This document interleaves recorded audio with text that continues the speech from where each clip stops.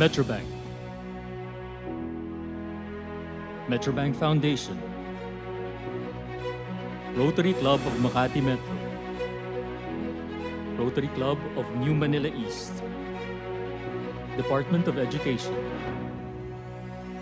Commission on Higher Education. The Armed Forces of the Philippines. The Philippine National Police. PS Bank. Welcome you to the conferment ceremonies of the 2022 Metrobank Foundation Outstanding Filipinos. The celebration serves as one of the highlights of Metrobank's 60th anniversary celebration. Let us all give honor to this year's awardees.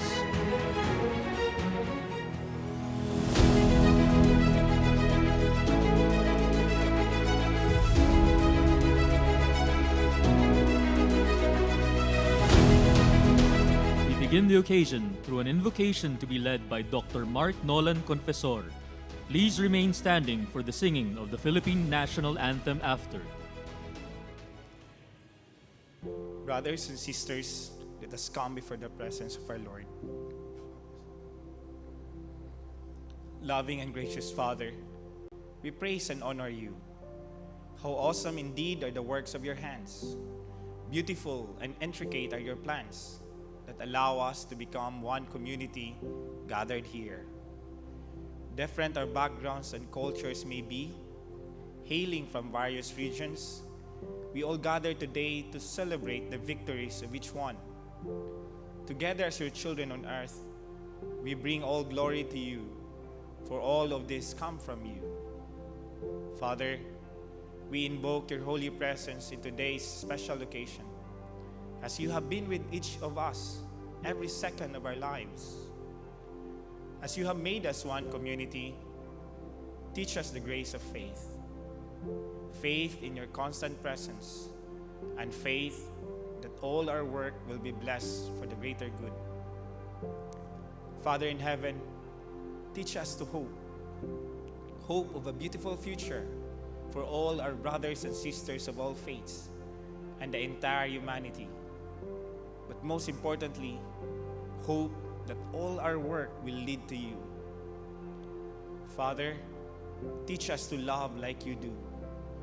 May our lives mirror your boundless love, so that in whatever calling or vocation you have given us, and whatever challenges we face, we will be kind, generous, and joyful to your people we serve. We pray that we may be worthy stewards of this world. We call upon the strength that you have gifted us, that we might be the best person that we are called to be. Our Father, may your love and grace dwell in us, that we may be the light that leads the world to you. Amen.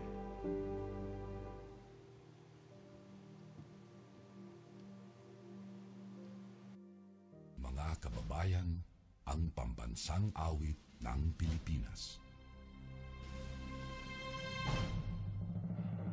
Kayang mag-ibig, kelos ang sinakanan, alam ng puso, sa titik mo'y buhay. Lupang hinirang, tuyag ka ng magiting, sa manlulupin, di ka pasisingin, sa nagagang putok sa simoy at sa langit ng bagaw, ay hinatang mula, kawin sa pagkayang minamahal, ang isang ng matawad mo'y nabuhay na nagkikinig, ang bituin at araw niya kailan ang may di magtitigil. Lumalang araw ng walang pagsinta, buhay langit sa piling ko. Ang hinigaya na pagkay mga api, ang mamatay ng dahil sa'yo.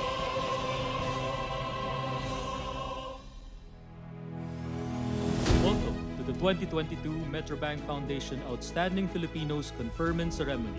Please welcome your hosts.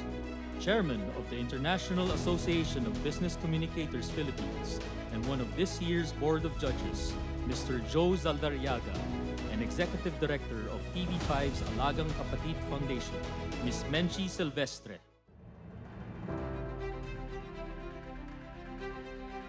Good afternoon, Menchi, and good afternoon, everyone. Again, welcome to the conferment ceremonies of the 2022 Metrobank Foundation Outstanding Filipinos. I am Joe Zaldariaga. Good afternoon, Joe. Magandang araw sa inyong lahat. I am Menchi Silvestre, and it is my honor to be your host for 2 consecutive years. And this year, I am, of course, with Mr. Joe Zaldariaga. How are you doing, Joe? Okay naman, Menchi. Still trying to cope. Ito may pandemic pa rin, but of course, yung resiliency naman natin mga Pilipino ay sigurado ako hanggat merong pandemya, tayong lahat ay nag-iingat. Marami pa rin sa atin ang nagpapabakuna para na sa gano'n ay matalo na natin itong pandemic. Kaya natin to, Joe. Let us also take this time to greet and say hello to everyone who's tuning in with us via Zoom and Facebook Live. Thank you all so much for spending your afternoon with us. And we are very grateful for your support to Metrobank Foundation and most importantly to all our outstanding Filipinos who deserve our recognition. That is absolutely right, Menchi. We always hear the catchphrase, not all heroes wear capes, and these exemplary individuals are the true representation of that. Unlike the costumed heroes that we watch on TV or in films, our outstanding Filipinos are modern-day heroes who, despite life's adversities, rise to the occasion, not just for themselves, but for others as well. As an annual tradition for Metrobank Foundation and as part of the 60th anniversary celebration of Metrobank, today we are honoring 4 teachers, 3 soldiers, and 3 police officers who have displayed excellence in their line of work and have become trailblazers in nation building. These outstanding Filipinos are the beacons of light in our seemingly challenged world. They come from different walks of life, telling different stories, but their contributions to our country are immeasurable. Their service goes beyond their call of duty, and their community involvement have helped shape a better society and created a lasting positive impact on their stakeholders. Alam mo, Joe, when I judged last year, it was an opportunity for me to see their true character as soldiers, something very different from what we hear every day. How Alam mo, about Menchi, you? I feel the same way. Nung narinig ko yung storya nila, sabi ko, mukha talagang ang dami nating mga kababayan na challenged yung buhay, pero meron din tayong mga kababayan na tumutulong sa kanila. Selflessness was really evident when I was judging those entries. Sabi ko sa sarili ko, talagang nakakagising ng diwa na maging isang Pilipino. I really felt the same way, and as one of the board of judges this year, it has been really an exciting journey to select the 2022 awardees. What excites me the most is that these role models, Menchi, are public servants who have demonstrated their patriotic love and service to the nation. I'm sure everyone will agree to that, right? Me too, I agree with you, Joe. And if you do, please show us your support online. Share our happenings today on your social media pages using hashtag MBFI Outstanding Filipinos and hashtag Beyond Excellence. You can also leave a message of inspiration via Zoom and Facebook live stream chat box while our program is ongoing. We have a lot on our plate this afternoon, Menchi. But before that, we would like to welcome the chairman of the Metrobank and Metrobank Foundation for his message. Ladies and gentlemen, Mr. Arthur T.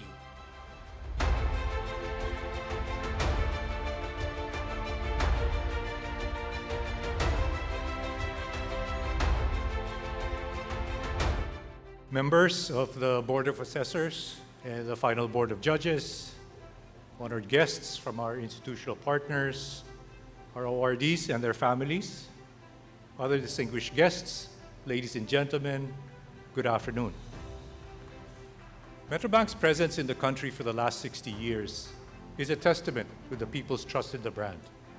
As the company evolved, so we have remained guided by the goal of being a reliable and responsible partner to the banking public. To this day, our work seeks to help Filipinos realize their dreams, to empower communities, and to contribute to our nation's sustainable growth. All this is embodied by our brand promise, "You're in good hands," a facet of which is caring for the greater good.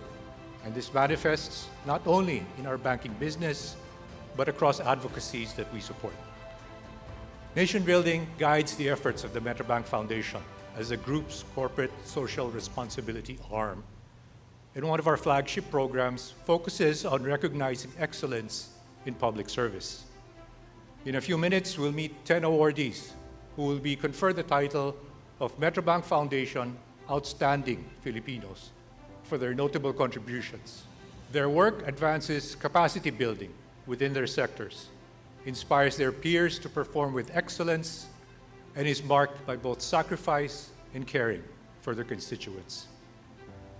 Today, we pay tribute to our educators for their accomplishments and resolve to guide learners in these unusual times.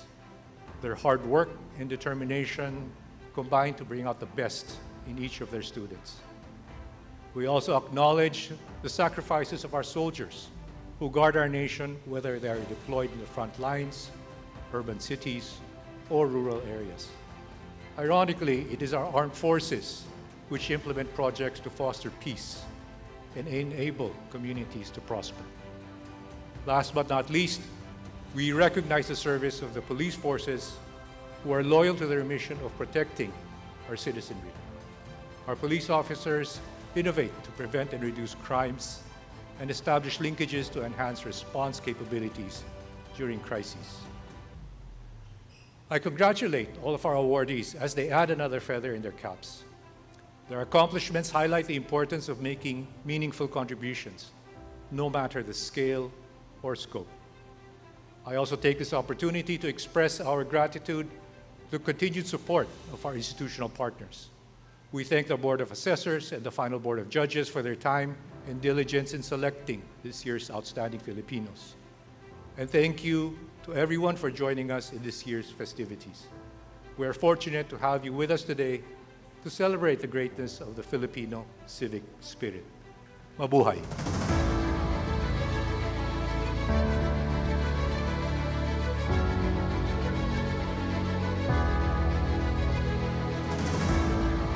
Thank you very much, Mr. Arthur T., for those inspiring words. Indeed, going beyond excellence is coming from a place of passion and valuing one's work. Speaking of giving importance to our profession, it's time to meet our distinguished Board of Judges who were instrumental in the selection of the 2022 Metrobank Foundation Outstanding Filipinos. They are movers and shakers of their respective sectors who recognize the significance and impact of the roles of our awardees. And to introduce our final Board of Judges for this year, please welcome the President of Metrobank Foundation Incorporated, Mr. Aniceto Sobrepeña.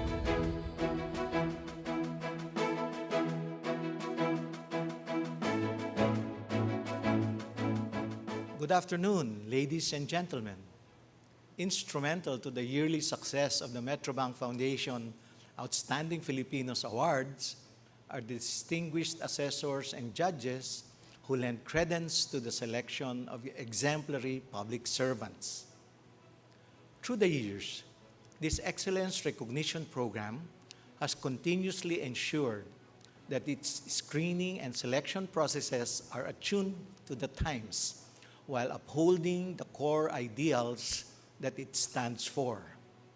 This year, the Board of Assessors, composed of members from various sectors of society, reviewed, evaluated, and interviewed the semi-finalists to determine the short list. The finalists were then interviewed by a final Board of Judges who took time out of their hectic schedules to scrutinize the finalists' accomplishments. Let me introduce this year's final Board of Judges. They are luminaries, thought leaders, and notable personalities who represent key sectors of Philippine society. They have probed each of the 18 finalists on their values and how they practice excellence and integrity in their professions, communities, and in the greater public sphere. Through a 2-day face-to-face panel interview, our judges took on the difficult task of asking the tough questions, and those that eventually revealed who among the finalists, by competence and character, truly deserve to be called the Metrobank Foundation Outstanding Filipinos. Ladies and gentlemen, let us now meet the 2022 Metrobank Foundation Outstanding Filipinos Final Board of Judges. Our chairperson representing the legislative branch of the national government, the Honorable Mary Grace Polla Manzares, Senator, Republic of the Philippines, and chairperson of the Senate Committee on Economic Affairs, as well as the Senate Committee on Public Services. Part of the annual tradition is to bring the awardees to the Senate, where resolutions recommending their achievements are authored and passed. This is the second time for Senator Grace to serve as a juror for the search. In 2014, she sat as chairperson of the final board for CUPS, or the award for police officers. Co-chairing is the Honorable Ramon Paul R. Hernando, Associate Justice, Supreme Court of the Philippines, representing the judiciary. We are always honored to have a Supreme Court Associate Justice serving in the panel each year. We maintain several years of working relationship with them. In tandem with the Supreme Court's training arm, the Philippine Judicial Academy, we conduct the annual Metrobank Foundation Professorial Chair in Law. It aims to promote judicial excellence through the delivery of timely and comprehensive discourses by seasoned legal practitioners. The other distinguished members of the board are Mr. Frederick D. Go, President and Chief Executive Officer of Robinson's Land Corporation, representing the business sector. Mr. Benjamin V. Ramos, President of CNN Philippines and 9 Media Corporation, representing the media. And Ms. Maria Cecilia L. Alcantara, President of Coca-Cola Foundation Philippines, representing civil society organizations.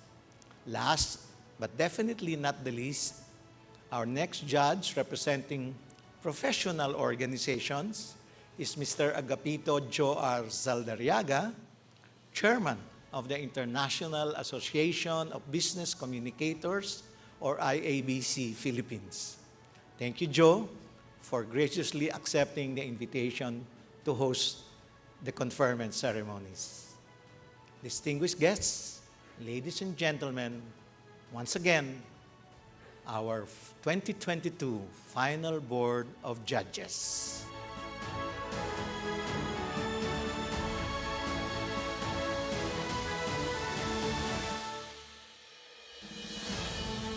Thank you very much, Mr. Chito Sobrepeña. And now, for the much-awaited part of our program, we shall begin the conferment of the awards and prize to the 2022 Metrobank Foundation Outstanding Filipinos. Each one of them will receive a gold medallion, a specifically designed trophy called the Flame, and a cash prize of 1 million pesos net of tax. Now, let's begin with our first category. Presenting the 2022 Outstanding Filipinos Soldiers Awardees. One of the most disciplined and devoted professions in the world, a soldier's primary duty is to maintain peace and harmony for their country. While battling their way through the spectrum of war, they honor their duty to fight for their country, protect their people, and give their all to ensure a secure and stable nation. Today, we are honoring 3 soldiers who have been paragons of bravery and selflessness. Our first outstanding Filipino has dreamed of becoming a soldier since he was young. It is as if fate has brought him to become one. As a peace-loving soldier, he has always been a believer that battles and wars will not resolve any conflict. Rather, it is our love for the country that will. This courageous man is known as an innovative and resourceful mentor who shares his years of knowledge and experience to further improve the skills of his comrades. Ladies and gentlemen, Central Mindanao's combat ace and marksman, Technical Sergeant Joel L. Tuganan.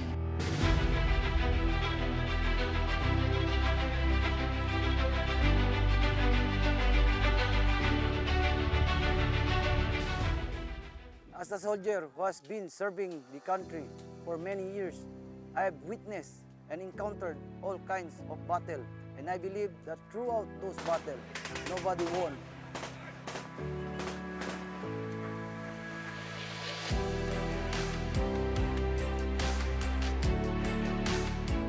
We are all Filipinos, one blood, one nation, and we're not supposed to fight with each other. So I made an effort to promote peace. Every time we were assigned to a new area, I did my best to reach out with the enemies and befriend our Maguindanaon brothers who live in geographically isolated and depressed areas under my jurisdiction.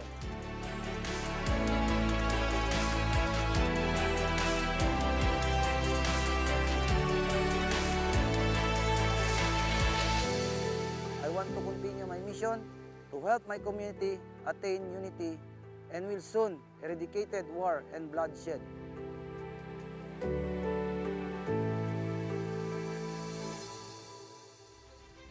Once again, Metrobank Foundation Outstanding Filipino, Technical Sergeant Joel L. Tuganan.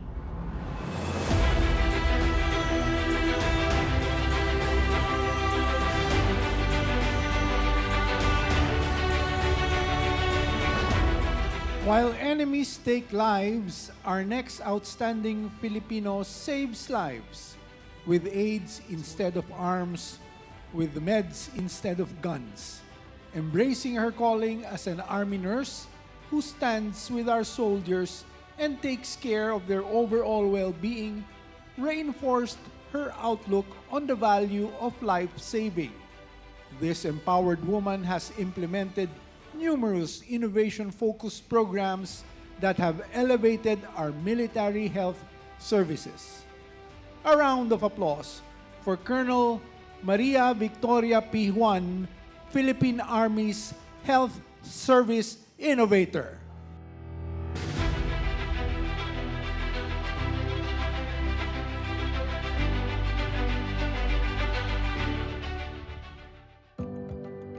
I am Colonel Maria Victoria Juan, the Army Chief Nurse.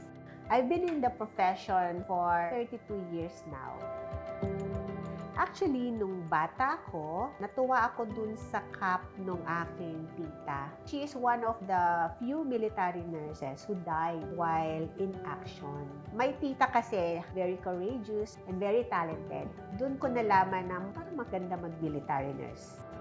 Malaking bagay talaga pag ang kapwa mo, sundalo, ay marunong magbigay ng first aid sa point of injury. Tapos kailangan ma-evacuate agad. Pagdating sa amin, kahit anong gawin, wala na kang magawa. Kahit napakagaling ng doktor namin, nahirapan na kami i-revive yung pasyente. Kaya doon ko nakita yung kahalagahan ng pre-hospital. Nakita talaga namin ang hirap maging sundalo, ang sakripisyo nila sa field, ang sakripisyo sa pamilya. So bilang gratitude, ang maibibigay lang namin is to pay it forward na alagaan namin sila. Huwag namin hahayaan na may mamatay sa kanila na ganun na lang. Kaya every life of a soldier counts to us. Once again, Metrobank Foundation Outstanding Filipino, Colonel Maria Victoria P. Juan.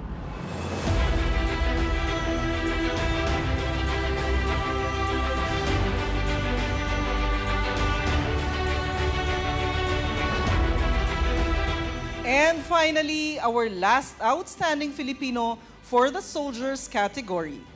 Living up to his family's legacy, this game changer has a fresh perspective when it comes to service and achieving accord in conflict-ridden areas.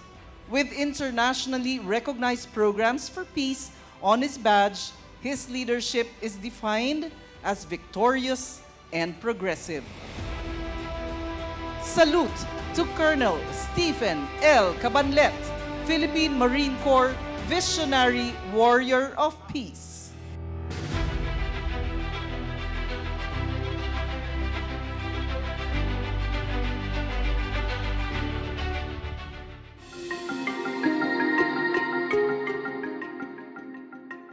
My chosen profession is warfighting, and I am specializing in amphibious operations.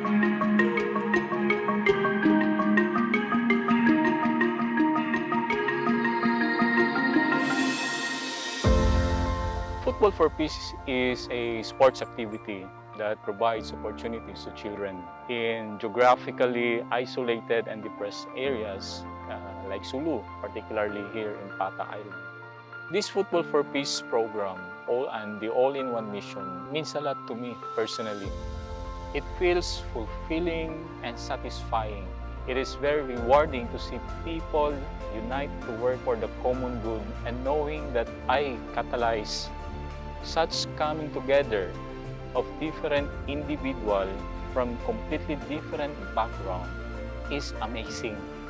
It gives hope to the fact that indeed Filipinos can work as one. Peace is elusive and we cannot achieve it in our lifetime. But we are working hard to make it possible for the next generation.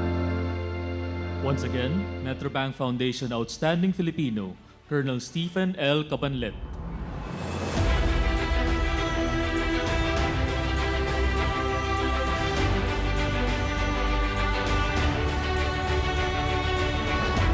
Congratulations to our 2022 Outstanding Filipinos Soldier Awardees. We can only salute in deep awe and gratitude for the difference you do for our security and country's sovereignty. Continuing with our awardees, we are also proud to present the 2022 Outstanding Filipinos Police Officer Awardees.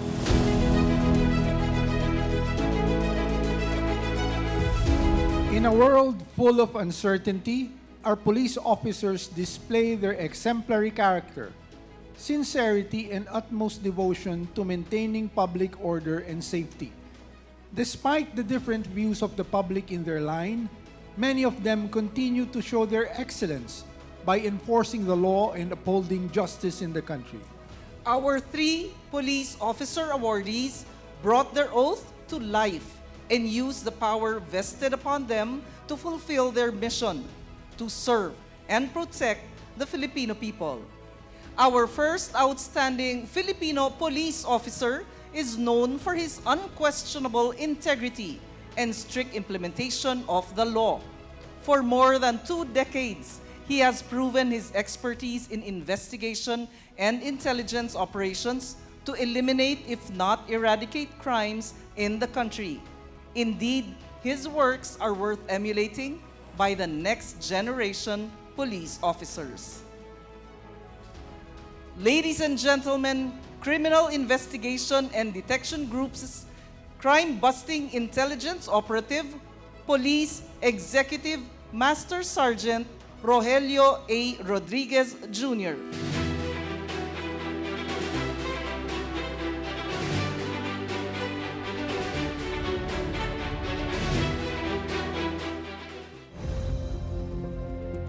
Ako si Police Executive Master Sergeant Rogelio Angeles Rodriguez Jr. Ako ay isang investigador at intelligence operative ng CIDG. Na-impluwensyahan ako ng environment namin sa Tondo na kinalakihan ko, kung saan nakikita ko yung mga injustices na nararanasan ng mga tao sa paligid ko. So, yung mga bagay na yun, tumatak sa isip ko at nasabi ko na gusto kong magpulis para makatulong sa mga ganitong pangyayari. Mula pa nung maging investigador ako, hindi ako tumuturing sa isang kaso na malaki o maliit. Ang turing ko sa lahat ng kaso ay pare-parehas. dahil ako'y naniniwala na ang batas ay pare-parehas. Ang gratefulness ko talaga sa tuwing ako'y makakahuli ng mga murderers, ng mga drug lords, ay yung naiisip ko na naalis ko sila sa kalye, na iligtas pa yung magiging biktima nila. Yun, isa sa mga nagbibigay sa akin ng satisfaction.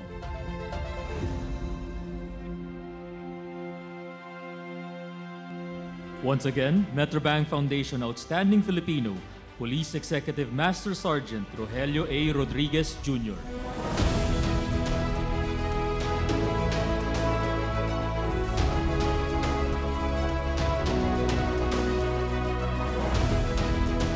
Our next outstanding Filipino is Hala Hala Rizal's People's Chief.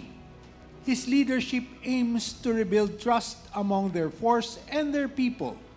This inspiring police officer is known for empowering their citizens through several community-centric programs and encouraging them to work with their line to maintain peace and order within their area.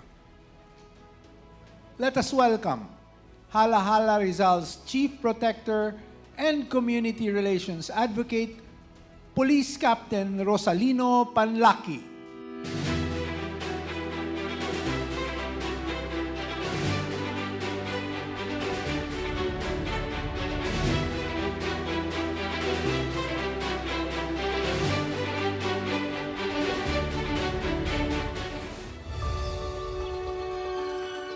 I do believe that being a police officer is a calling, and God has His own way of making things happen. He changed my heart and redirected my life. I wasn't able to see the efforts and sacrifices of our police officers until I was the one wearing their uniform. When I became a police officer, it is then when I realized how they sacrificed and risked their own lives just to keep everyone safe. My desire to serve the people inspired me to be in this profession all these years. The smile that I bring to the faces of the people that I serve gives me a motivation to strive even harder and find new ways to serve them better. Being able to provide services for my countrymen is my main source of fulfillment as a police officer. And I could not ask for more than the appreciation of the people, because it is only then that I can tell myself that I have done my job, and I have done it well.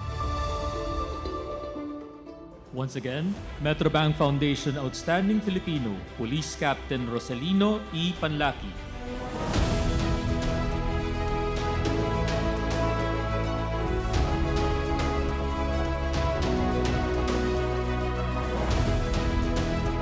Our last outstanding Filipino police officer redefines the meaning of a true public servant. His duty goes beyond the four corners of his office by succeeding in combat missions, as well as helping the minority and marginalized groups in our society. These include persons with disabilities and underprivileged children who want to study. A warm applause for PNP Special Action Forces stalwart of law and public safety, Police Colonel Lambert A. Suerte.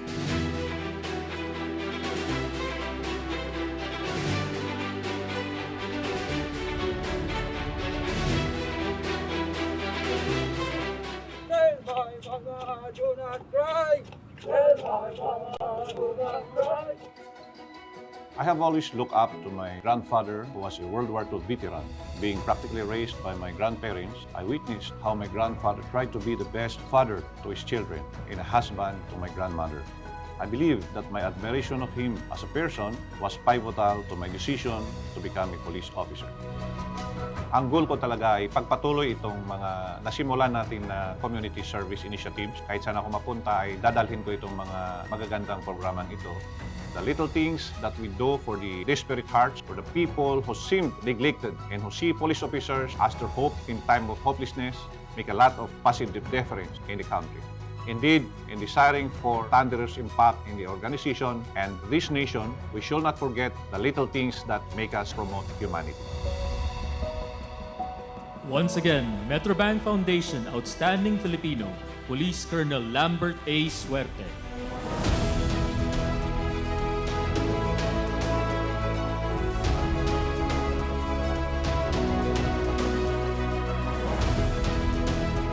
Congratulations to our 2022 Outstanding Filipinos Police Officer Awardees. These uniformed men have kept their sworn oath close to heart. Every mission they undertake is driven by their unshakable allegiance to their mission to serve and protect the Filipino people. Let us now meet the 2022 Outstanding Filipinos Teacher Awardees.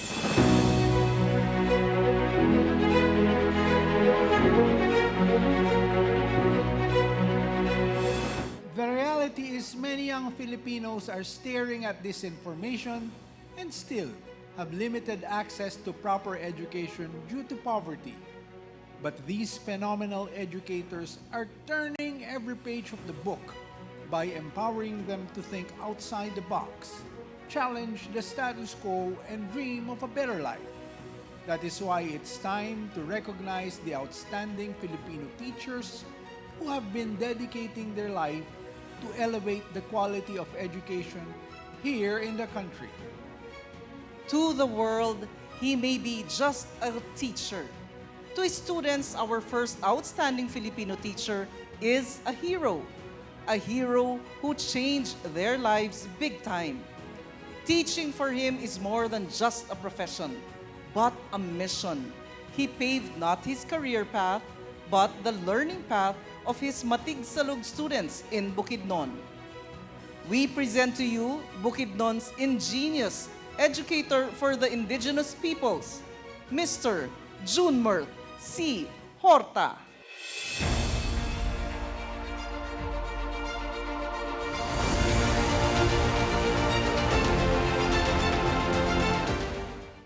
Mao piano masulo mga sulad. Ako po si Teacher Junmer Horta, isang last mile school teacher sa Conferment Tubalugo at nagtuturo po ako for 12 years.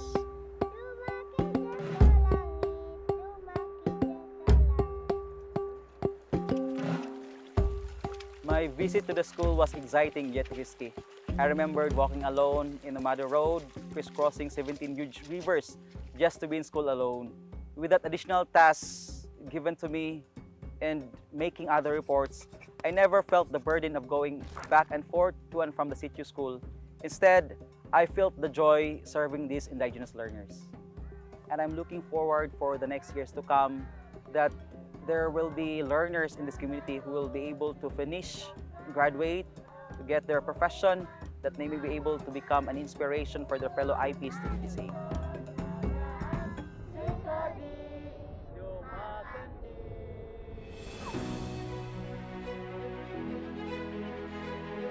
Once again, Metrobank Foundation Outstanding Filipino, Mr. Junmer C. Horta.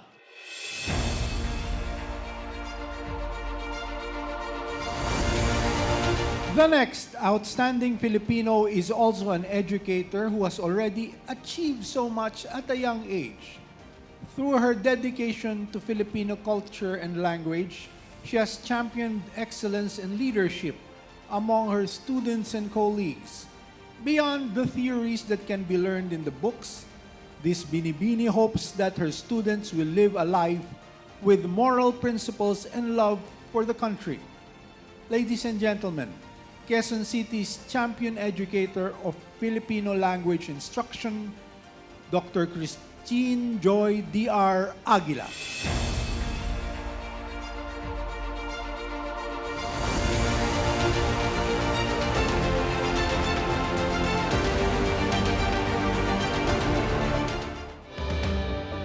Ako po si Binibining Christine Joy del Rosario Aguila. 14 na taon na akong nagtuturo bilang guro. Nasa lahi kami ng mga guro. Mula doon sa lolo't lola ko. Tapos lahat kami magkakapatid ay mga guro. Yung nanay ko, siya yung talagang naka-impluwensya sa akin. Iba yung fulfillment o kaligayahan ko kapag nagtuturo ako, pagka kaharap ko yung mga bata. Kung nakikita ko na may ambag ako sa lipunan kasi alam ko na may nababago akong buhay, nakaka-impluwensya ako. Higit sa lahat, nagiging inspirasyon ako ng mga kabataan. Maraming mga outreach programs at saka mga trainings, pagsasanay o palihan kaming ginagawa para sa mga guro sa Filipino. Pagsasanay para sa mga estratehiya, pedagohiya, pananaliksik sa Filipino. Kung hindi mo to trabaho, calling talaga ito eh. No? Ngayon kung nag-iisip ka na may babalik lagi sa'yo, minsan madi-disappoint ka. Unconditional love pagdating sa pagtuturo. Once again, Metrobank Foundation Outstanding Filipino, Dr. Christine Joy D.R. Aguila.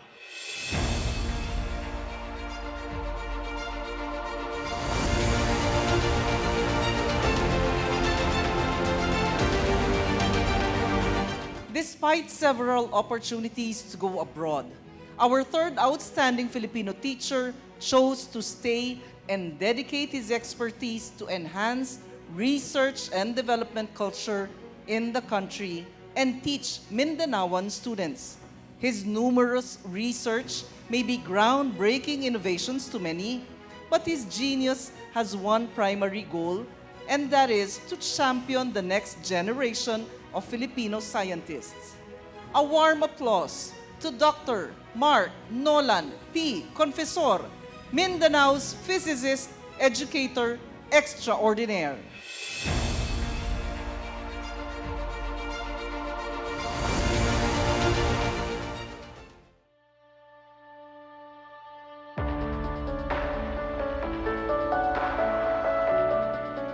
The physics itself is my inspiration.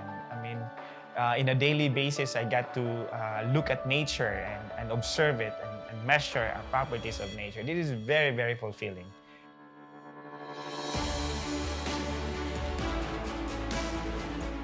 The country can become a powerhouse in science in the future. I have no doubt about it. To achieve this, we need to work hard as a people. We need to put investment to these endeavors. And also, we have to be persistent as a nation, as this will require many generations of constant engagement by all of us. We can do this, and we can begin by searching, equipping, and tapping the talents in our young Filipino scientists found throughout the country. Once again, Metrobank Foundation Outstanding Filipino, Dr. Mark Nolan P. Confessor.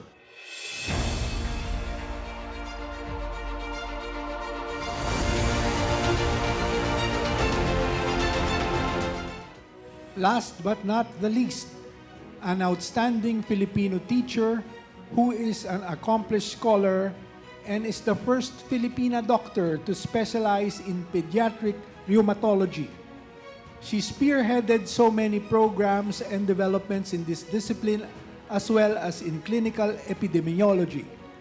Some may have watched her on TV debunking false information related to COVID-19, but to her students, she is as a mentor who wishes for their success in their respective fields. Ladies and gentlemen, let us honor Dr. Leonila F. Dance, Manila's pioneering educator on pediatric rheumatology.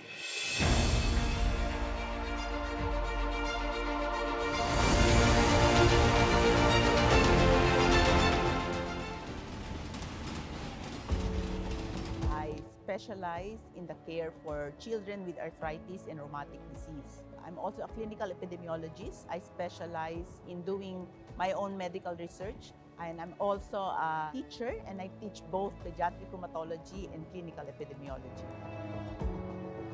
I think what inspired me is when I recognized the gaps in our medical education. Students needed somebody to care for children with arthritis. Our students also needed to have teachers for them to understand research and statistics. We needed more clinical epidemiologists.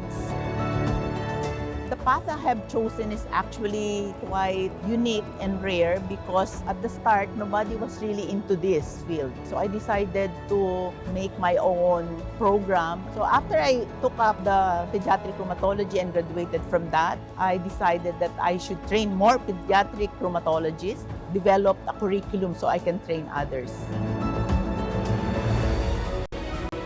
Once again, Metrobank Foundation Outstanding Filipino, Dr. Leonila F. Dance.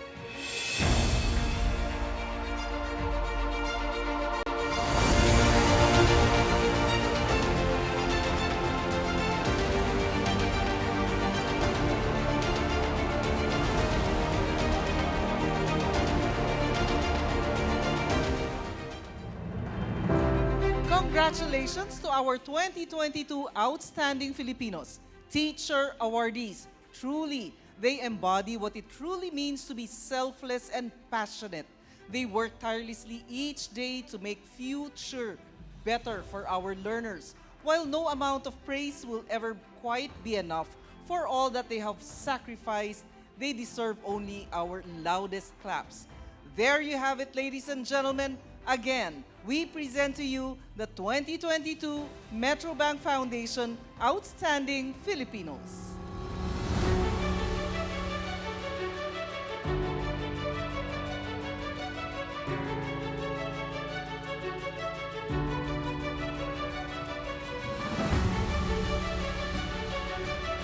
Now we come to the highlight of today's celebration, the conferment of awards to the 2022 Metrobank Foundation Outstanding Filipinos.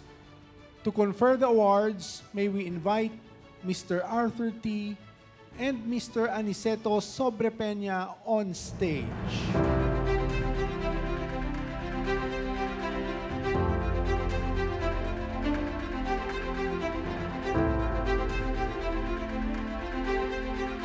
Ladies and gentlemen, Technical Sergeant Joel L. Tuganan.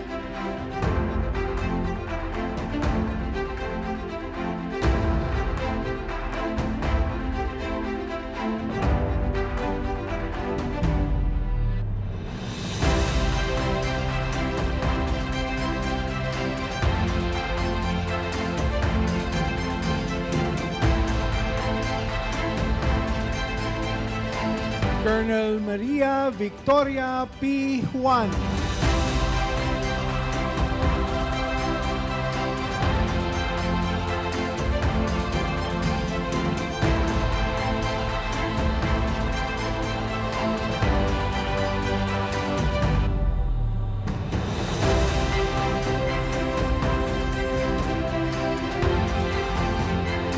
Colonel Stephen L. Cabanlet.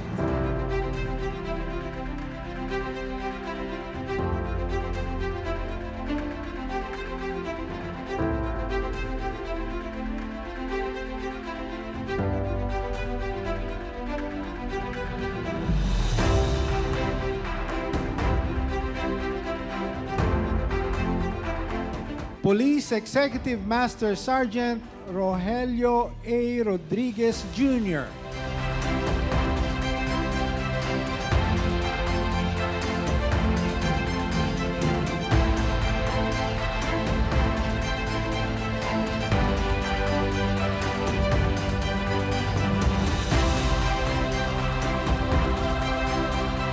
Police Captain Rosalino E. Panlaki.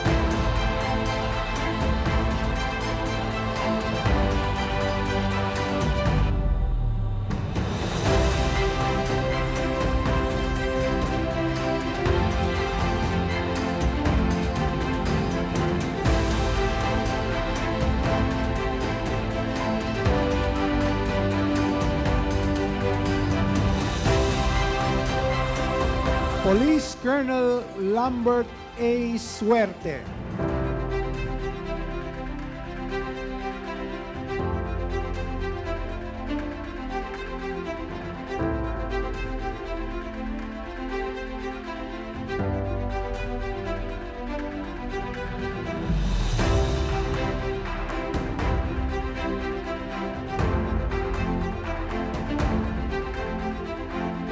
Mr. Junmer C.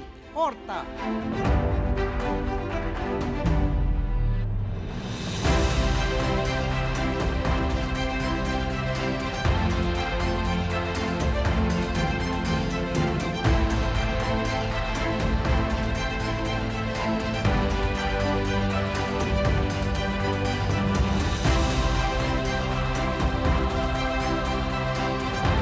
Dr. Christine Joy D.R. Aguila.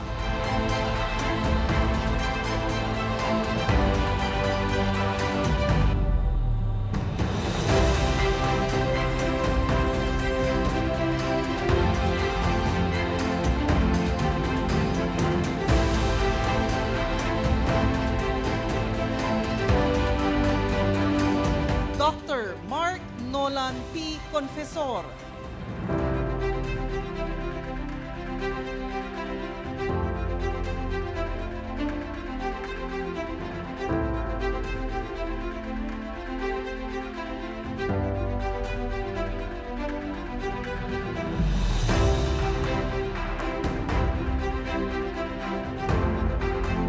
Dr. Leonila F. Dance.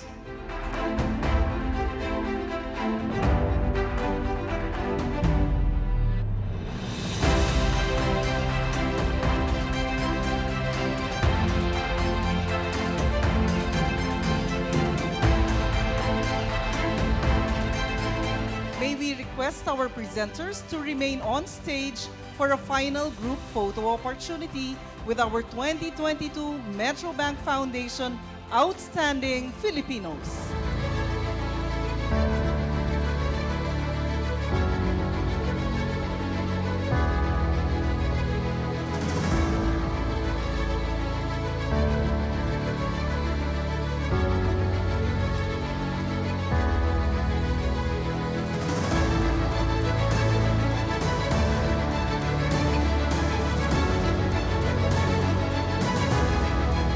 Ladies and gentlemen, we present to you the 2022 Metrobank Foundation Outstanding Filipinos.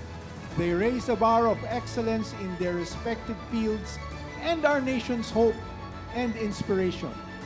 Thank you, Mr. T and Mr. Sobrepeña, for gracing us with your presence. To all our awardees, please remain on stage for your group photo opportunity and for your acceptance message.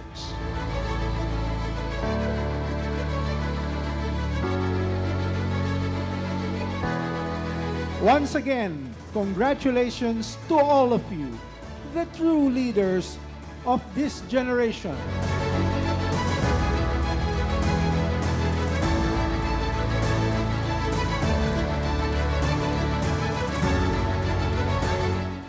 At this point, we shall now hear the response from each sector, beginning with Colonel Stephen Cabanlet, representing our soldier awardees.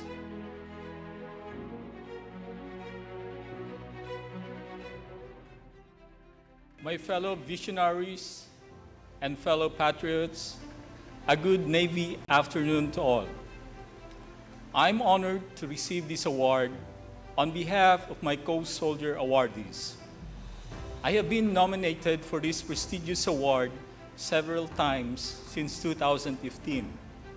However, more than 5 years later, it is only now that the fruits of my passion have been loudly recognized. Those past nominations were not my doing or what I wanted. Instead, it was initiated by those who thought that every good deed needs corresponding appreciation. Receiving this coveted award at this particular point in time gives me life to what Ecclesiastes chapter 3, verse 1 reminds me every day. For everything, there is a season and a time for every purpose under the heavens. In retrospect, these biblical words kept me going in rough times. My ultimate quest for peace for our country is a byproduct of the tenderest season of my life. I am referring to the time when my soulmate was diagnosed with life-threatening leukemia. Amid our dark clouds, I saw God's infinite power through the kindness of many people who went out of their way to help us get back on our feet. That seemingly hopeless season showed me that service resides in everyone's heart. People I did not know personally extended their help. As a result, an unexplainable fire within me awakens, empowering me to give back that kindness and pay it forward. Thus, Football for Peace movement was born, and the rest, as they say, is history. I am proud to belong to this batch of awardees. My fellow awardees in the Armed Forces, Colonel Maria Victoria Juan and Technical Sergeant Joel Tuganan, your exemplary efforts are wide-ranging from innovations in life-saving services to excellence in combat missions. It is in accordance with the will of the Supreme Being that all of us won at this moment. My sincere congratulations to all of us. I feel that we won because we are its called to take part in bringing our nation forward. Our country has struggled long enough for unity and peace. Literally, in places where there is actual insurgency, and figuratively in our current political and economic state. They say the night is darkest at the break of dawn, and the light is about to break. It is now the season for the visionaries. Therefore, let us continue with our chosen advocacy. Allow me to give our Lord Jesus Christ all the glory of this achievement. I also honor my parents, Papa San and Mama Lins. They are responsible for what I have become. Two people I know next to God who love me unconditionally. I share this moment with my ever-supportive Wonder Woman, the only one who knows my weak points. Further, I dedicate these moments to our three bugoys, Sirius, our bright star, Ezra, the nurturer, and Eli, our soap spot. Know that your presence makes me a better father.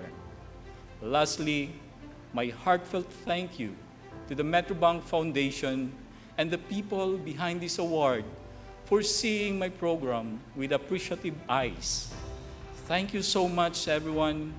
And once again, congratulations to the fellow awardees and their families. That was truly inspiring, Colonel Cabanlet. Thank you. And to hear the response on behalf of our police officer awardees, may I call on Police Colonel Lambert Suerte.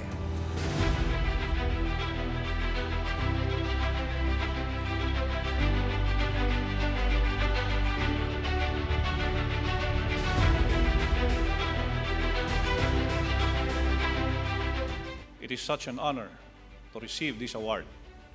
To give meaning to and magnify this honor, I'd like to share this to my fellow awardees and police officers who desire nothing but to serve beyond excellence. A kind of excellence that gives meaning to one's purpose and existence. An excellence that transforms lives. Beyond excellence, simple yet profound in its meaning. As I re-echo this phrase in my mind, I can't help but recall my experience during the Marawi siege in 2017. I remember praying to God to sustain me and the rest of the government troops. Because even if we were willing and determined to finish the battle, our physical bodies were already getting weary from the nameless nights and days of fighting to overcome the enemies. Was it beyond excellence? I hope so. If it means exceeding my expectation of satisfaction every day during the war, anchored on my desire to liberate the oppressed, to give justice to the victims of terror, to bring my people home all alive, and ultimately to achieve peace for the whole nation. From this experience, I realized that the battle to achieve peace doesn't always have to be in flesh and blood. From a tactical operator mindset, I shifted to focus on services that cultivate relationship with the community. It is not easy to author and sustain Project Danao, Gulong ng Suerte, and adopt a community. But we have chosen to fight for the dreams of 12 out of school youth to help and improve the lives of the people with disabilities and their families, and offer hope to the communities who have long clamored for attention and basic services, because the Philippine National Police is convinced that the chief end of genuine police service is peace. Through this, I hope to humbly mirror beyond excellence in a way that it deserves. Today, I recognize my fellow awardees who have clearly manifested what this beyond excellence means. I share this honor with Police Captain Rosalino Panlaki, who, as Chief of Police, is known for building a strong relationship between the police and the community. I also share it with Police Executive Master Sergeant Rogelio Rodriguez Jr., who, as an investigator and intelligence operative, helps strengthen the police force's campaign against criminality. We may have different stories, but we have clearly shared common grounds in nation building, peacekeeping, and service to people. I am honored to receive this award with you, and I intend to keep your stories with me as I press on my journey. I sincerely share this award to every Marawi warrior and to all fallen heroes who made ultimate sacrifice for peace. To the community we are working with, to the men and women of the Philippine National Police, our partners, my family, and ultimately to God. To Him be all the glory. Ladies and gentlemen, may this torch of excellence light our journey in building a strong alliance to uphold humanity. And should I remind you to enjoy the journey. Thank you. Thank you, Colonel Suerte. Indeed, you are a true model of excellence and a beacon of hope for the rest of our police. Last but not the least is a response from our teacher awardees. Representing them is Dr. Christine Joy D.R. Aguila.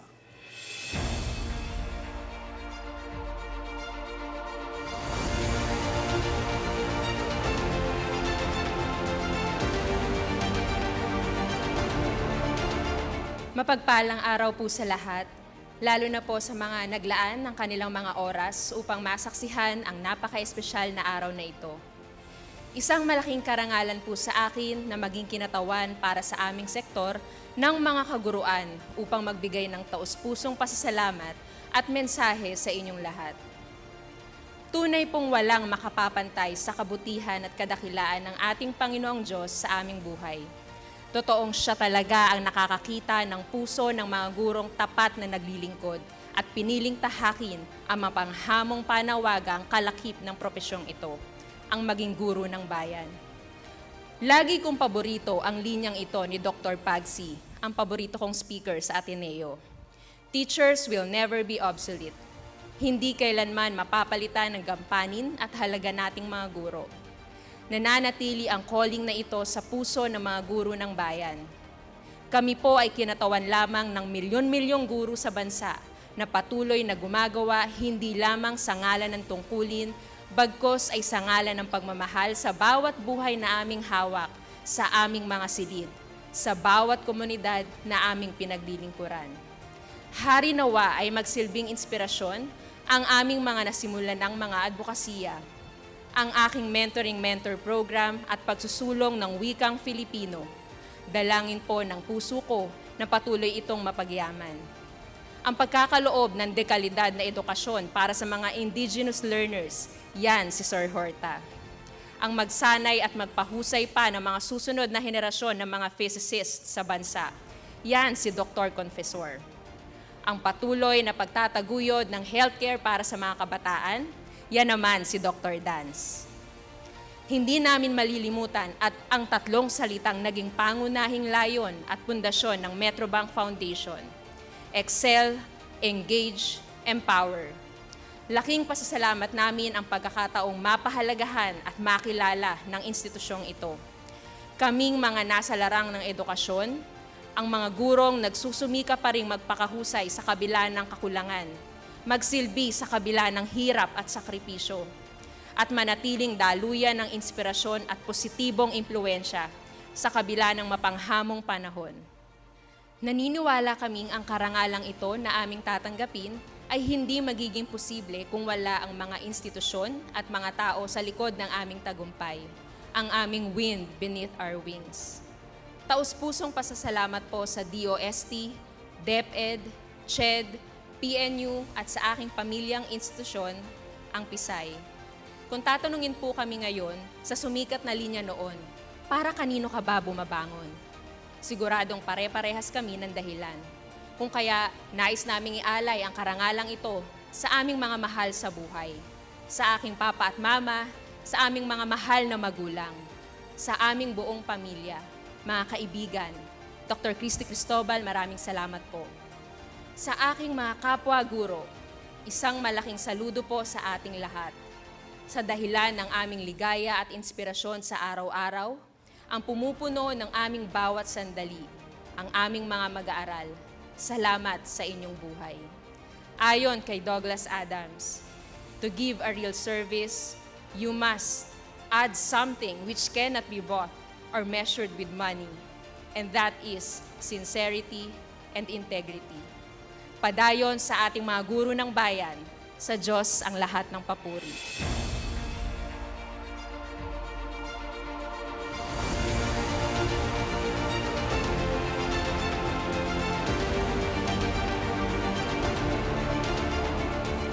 Maraming salamat sa maramdaming mensaheng iyon, Dr. Aguila. There you have it, our Metrobank Foundation Outstanding Filipinos of 2022.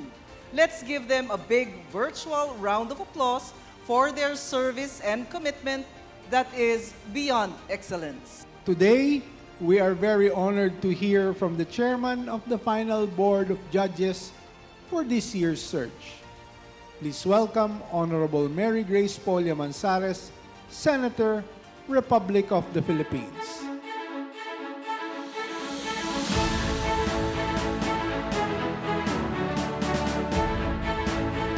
Isang magandang hapon po sa inyong lahat.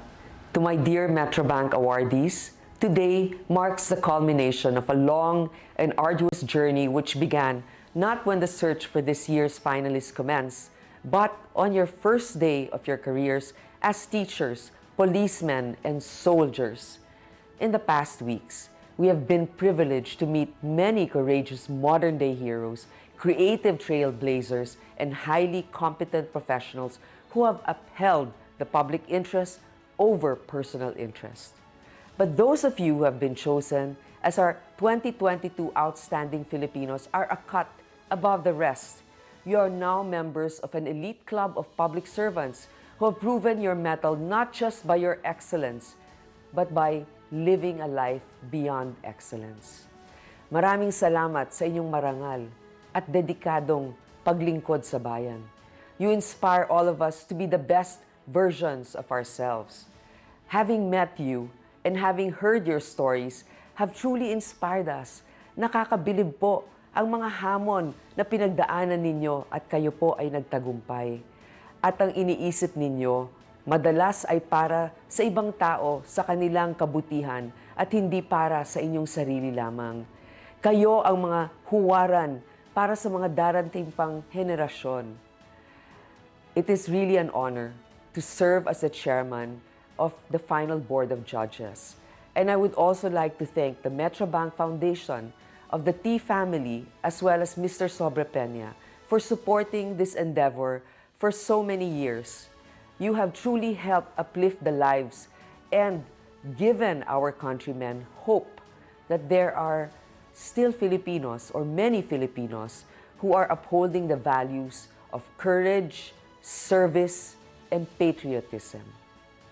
I also would like to thank my fellow Board of Judges for your hard work and for really listening to all the stories of our candidates. It was really a pleasure working with you all and truly a great honor to serve as part of the panel of judges. Maraming salamat and congratulations to our winners. That concludes our conferment ceremony for the 2022 Metrobank Foundation Outstanding Filipinos. On behalf of Metrobank and the Metrobank Foundation, thank you all for joining us in honoring this year's awardees and for celebrating Metrobank's 60th anniversary. We look forward to seeing you again next year. Again, I am Josel Dariaga. And I am Menchi Silvestre. As we end today's conferment ceremony, we would like to show you our extra special gift to our awardees. We are very delighted to present to you a tribute to the 2022 Metrobank Foundation Outstanding Filipinos. Please watch this.